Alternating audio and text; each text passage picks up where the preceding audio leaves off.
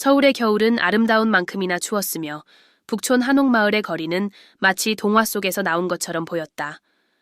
한옥의 경사진 지붕 위에 쌓인 눈은 독특한 평온함을 자아냈고 마을 곳곳에 퍼져 있는 작은 찻집에서 녹차 향기가 은은하게 떠돌았다. 바로 이 마법 같은 풍경 속에서 모든 것이 시작되었다. 나는 조상의 나라로 유학을 위해 돌아온 민준이었다. 한국에 도착한 첫날은 향수와 발견이 뒤섞인 하루였다. 나는 할아버지와 할머니에게 한국에 대한 이야기를 들으며 자랐지만 실제로 마주한 현실은 상상 이상으로 매혹적이었다. 서울의 가장 오래되고 정겨운 시장 중 하나인 광장시장을 걷던 중 신선한 떡볶이 냄새가 코끝을 스치고 만두 찜기에서 나오는 김이 공중에 퍼지는 것을 보았다. 시장의 활기, 상인들의 환한 미소, 배경에서 울려 퍼지는 한국 음악은 내게 즉각적인 소속감을 안겨주었다. 바로 그곳에서 나는 지우를 만났다. 그는 내 청소년 시절 첫사랑이었고 요즘 말로 하면 첫 크러쉬였다. 믿을 수 없었다. 그가 바로 내 눈앞에 있었다. 기억 속 모습 그대로였지만 어딘가 달랐다. 이전에는 없었던 성숙함이 그의 얼굴에 묻어났다. 지우는 시장에서 부모님이 운영하시는 전 요리 가게를 돕고 있었다. 그의 눈이 내 눈과 마주쳤을 때 반짝였고 내 심장은 마치 다시 10대 소년이 된 듯 빠르게 뛰기 시작했다. 민준, 여기서 너를 만나다니? 그가 말했다. 그의 미소는 가게 전체를 밝히는 듯했다. 처음의 어색함은 곧 생동감 넘치는 대화로 바뀌었다. 지우는 학업을 마친 후 가족을 돕기 위해 시장에서 일하면서 자신의 레스토랑을 열 계획을 세우고 있다고 말했다. 나는 건축을 공부하기 위해 돌아왔으며 한국의 전통 건축물에서 영감을 받을 계획이라고 이야기했다. 내가 한국을 더 탐험하면서 새로운 얼굴들이 내 삶에 들어와 나의 경험에 복잡함과 풍요로움을 더해주었다. 그중 한 명은 지우가 지역 요리사 커뮤니티에서 알게 된 촉망받는 셰프 혜진이었다. 그녀는 따뜻한 미소와 전염성 있는 에너지를 지녔으며 항상 주방에서의 경험담을 나누는 데 열려 있었다. 혜진은 나와 지우 사이에서 일종의 중재자 역할을 했고 가족 전통과 개인적인 꿈을 균형 있게 유지하는 방법에 대한 조언을 아끼지 않았다. 또 다른 중요한 인물은 지우 가족의 오래된 친구이자 인사동에서 가장 오래된 찻집 중 하나를 운영하는 박 선생님이었다. 그는 독특한 말투를 지녔으며 항상 그의 대화 속에 옛 속담을 섞어 나를 깊이 생각하게 만들었다. 차는 인내를 가르치고 삶도 마찬가지다 라고 그가 오미자차를 따라주며 한 말은 내 마음에 깊이 새겨졌다. 그의 말은 내가 의문에 빠질 때마다 울려 퍼졌다. 하지만 혜진이 우리 삶에 들어오면서 새로운 긴장감도 생겨났다. 혜진과 지우는 깊은 유대를 가지고 있었고 이는 종종 나를 불안하게 만들었다. 그녀가 우리 셋을 위해 준비한 저녁 자리에서 나는 그들이 과거의 추억과 내부 농담을 자연스럽게 나누는 모습을 보았다. 그들의 관계가 엄격히 우정이라는 것을 알고 있었지만 그들 사이의 연결을 무시하기는 어려웠다. 어느 날 밤, 저녁 후 함께 산책하던 중 혜진이 나에게 솔직하게 물었다. 민준, 지우가 아직 너에게 완전히 보여주지 않은 세계가 있다는 사실을 받아들일 수 있겠어? 그녀의 말은 내 마음속에 깊이 울려 퍼졌다.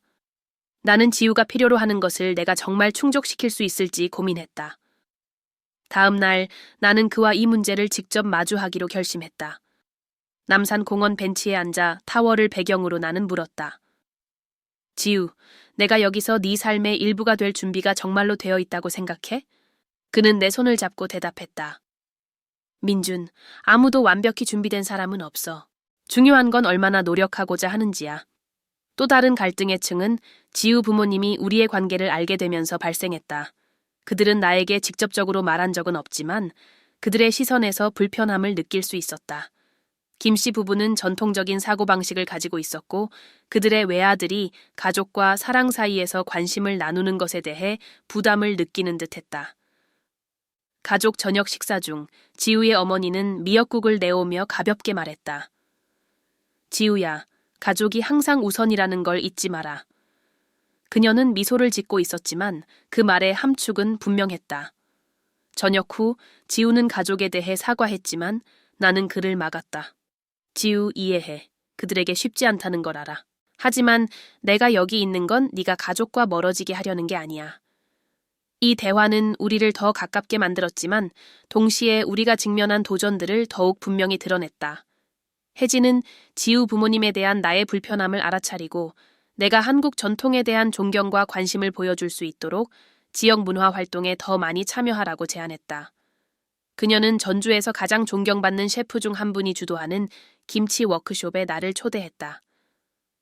그곳에서 나는 세심한 발효 과정뿐만 아니라 김치가 가족 보존의 상징으로서 가지는 중요성에 대해서도 배웠다.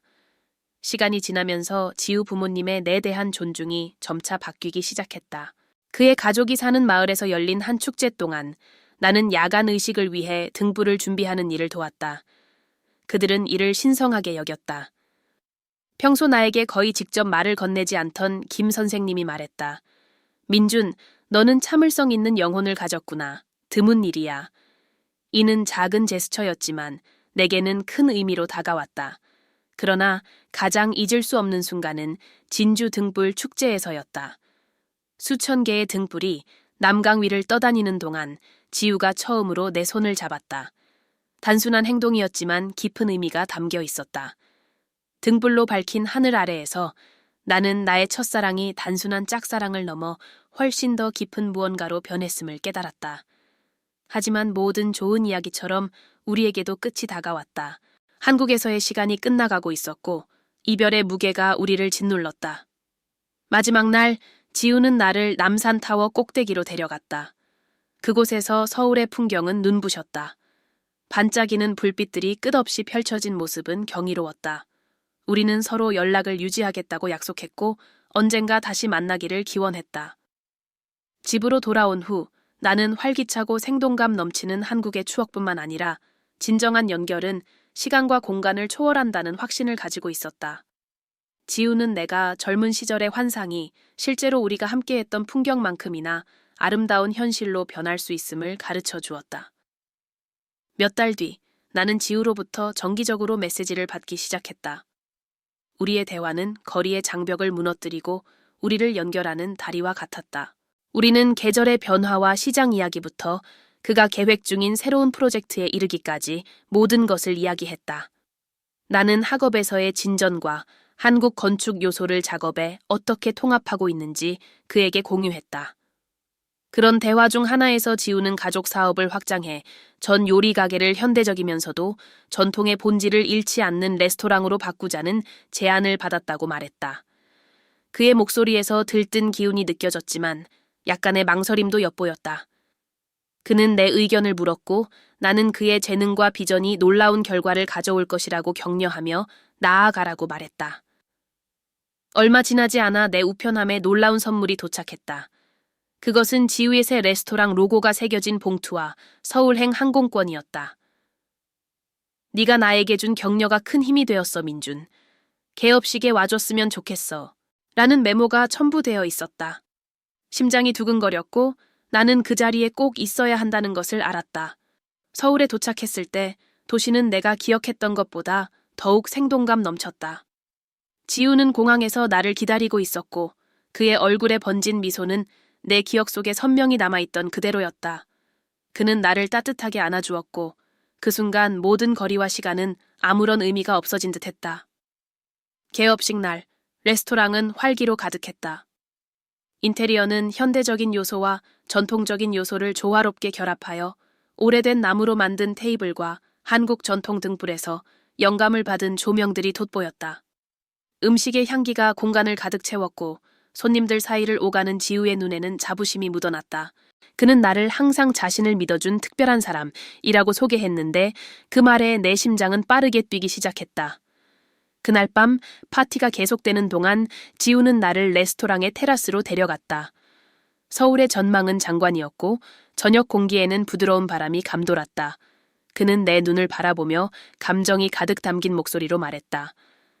민준, 너는 아마 모르겠지만 내게 단순한 영감을 준 것이 아니라 용기를 줬어. 망설임 없이 나는 그의 손을 잡고 대답했다. 그리고 너는 내게 꿈이 현실이 될 수 있다는 이유를 줬어. 도시의 불빛 아래에서 우리는 시간이 멈춘 듯한 순간을 공유했다. 나는 과거의 이별이 끝이 아니라 더 아름다운 무언가의 시작임을 깨달았다. 지우와 나는 이제 첫사랑의 추억을 넘어 진정한 사랑이 길을 찾아내는 증거가 되었다. 하지만 그 순간 뒤에 예기치 못한 일이 닥쳤다. 개업 며칠 후 우리는 한강을 따라 산책하던 중 지우는 긴급한 전화를 받았다. 웃음으로 가득했던 그의 얼굴이 금세 심각하고 긴장된 표정으로 바뀌었다. 전화를 끊은 후 그는 명백히 동요한 모습으로 나를 바라보며 말했다. 민준, 집으로 바로 가야 해. 레스토랑에 도착하자 혜진이 문 앞에서 걱정스러운 표정으로 우리를 기다리고 있었다. 그녀는 우리를 안으로 데리고 들어가 상황을 설명했다. 레스토랑 확장에 결정적인 역할을 했던 큰 투자자가 예기치 않게 자금을 철회하겠다고 한 것이다.